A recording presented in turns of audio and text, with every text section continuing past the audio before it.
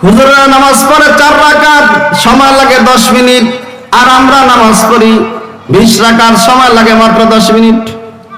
ঠিক না?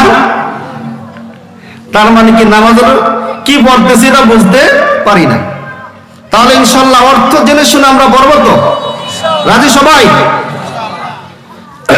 প্রধান বক্তা হিসেবে ওনাদের কথা বলা যাবে না, আমরা যে সূরাটা পড়েছি ওই সূরার ভিতরে যাই। সবাই বলেন লা ইলাহা ইল্লাল্লাহ। লোক নাই রে।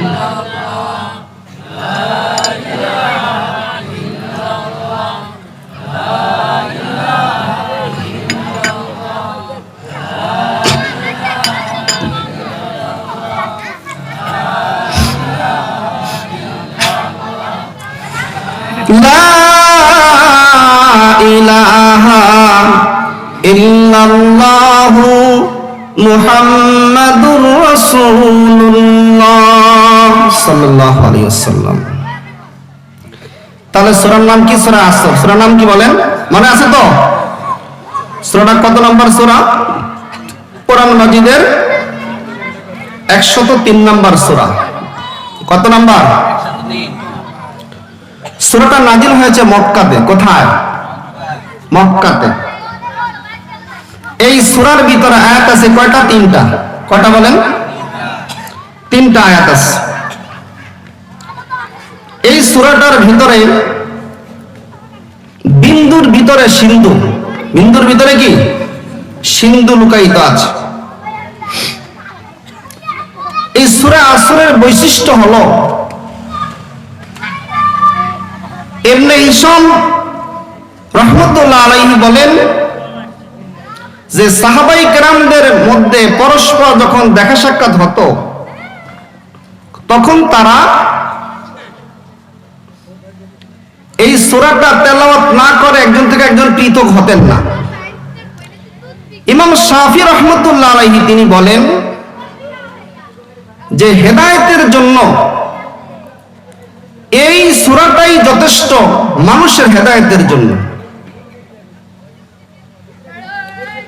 আর এই সূরাটার ভিতরে শব্দ আছে কয়টা? 14টি।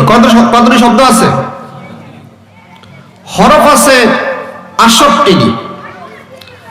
আর এই সূরাটা মক্কি জিন্দেগীর ভিতরে 13 নম্বরে 13 নং সূরা। মক্কি জিন্দেগীর কত নং সূরা? 13 নম্বর সূরা। এই সূরাটা নাজিল হয়েছে মক্কাতে, কিন্তু কিছু কিছু মুফাসসিরিনগণ মুজাহিদ, কাতাদা, মুকাতিল রাহমাতুল্লাহ আলাইহি তারা বলেন যে এই সূরাটা নাজিল হয়েছে মদিনাতে। কিন্তু সূরার ভিতরে যদি আমরা ঢুকি তাহলে দেখি যে এই সূরাটা মক্কি জিন্দেগীর প্রথম সময় কি নাজিল হয়েছে। এবার আমরা সূরাটার একটু পড়ার ভিতরে একটু আয়াতগুলোর একটু দেখি যে আয়াতের মধ্যে কি বলতে চান। আল্লাহ রাব্বুল আলামিন বলেন আল্লাহ আসর ইন্নাল ইনসানা লাফি খুসর ইল্লাল্লাযীনা আমানু ওয়া আমিলুস সলিহাতি ওয়া তাওয়াসাউ বিল হাক্কি ওয়া তাওয়াসাউ বিস সাবর।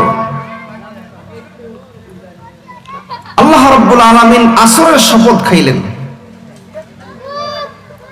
সময়ের কসম খাইলেন, যুগের কসম খাইলেন, কালের কসম খাইলেন, দিনের শেষ ভাগের কসম খাইলেন, সূর্য ডুবার কসম খেয়ে আল্লাহ রাব্বুল আলামিন বলেন, কি বলেন? ইন্নাল ইনসানা লাফি খুসর, নিশ্চয়ই মানুষরা ক্ষতিগ্রস্তর মধ্যে আছে। মানুষটা কিসের মধ্যে আছে? এই পৃথিবীতে ইনসান শব্দের অর্থ হলো মানুষ। এই পৃথিবীর ভিতরে যত মুসলমান, যত হিন্দু, বৌদ্ধ, অন্য ধর্মাবলম্বন যা কিছু আছে, এই পৃথিবীতে প্রায় 8 কোটি মানুষ, 800 কোটি মানুষ আছে। তার ভেতরে ইসলাম ধর্মের লোক আছে প্রায় 200 কোটি প্লাস। এই লোকেরাও ক্ষতিগ্রস্ত ভিতরে আছে, আর বাকি লোকেরাও ক্ষতিগ্রস্তর ভিতরে আছে। না কার কথা?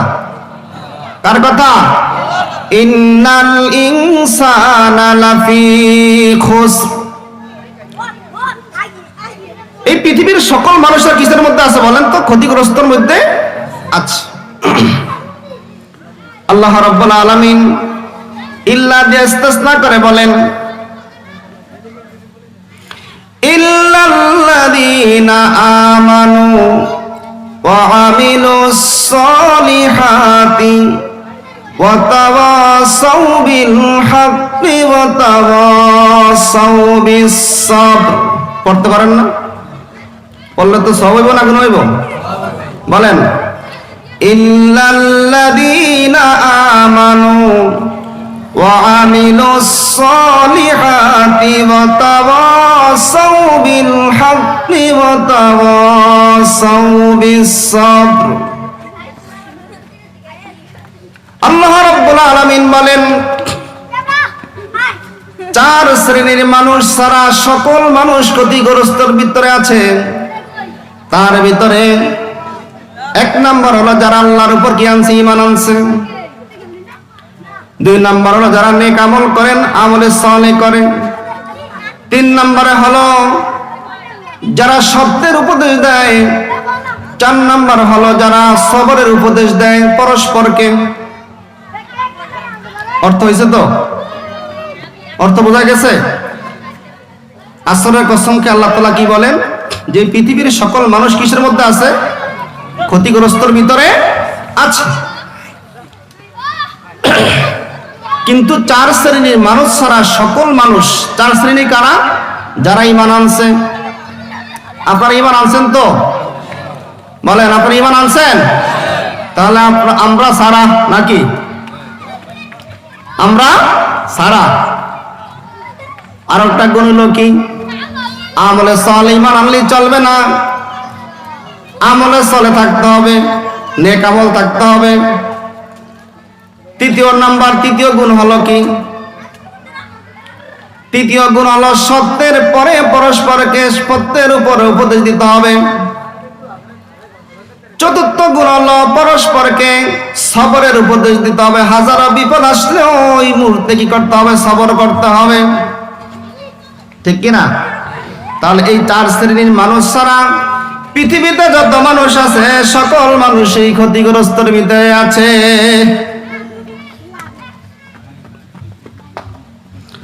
আল্লাহ রাব্বুল আলামিন সূরা আসরের এই সময়ের কসম নিয়া মুফাসসিরে কেরাম যখন আলোচনা সমালোচনা করতেছেন, কিন্তু বুঝে আসে না। কত বড় পণ্ডিত জুনায়েদ বাগদাদি রহমাতুল্লাহ আলাইহি, আল্লামা রাজি রহমাতুল্লাহ আলাইহি এই আসর সম্পর্কে, সময়ের কসম সম্পর্কে তার বুঝে আসে না। সারাক্ষণ চিন্তার মধ্যে আছেন। এমন সময় বাজারের ভিতরে এক বড় পাল্লা তাকে বলল,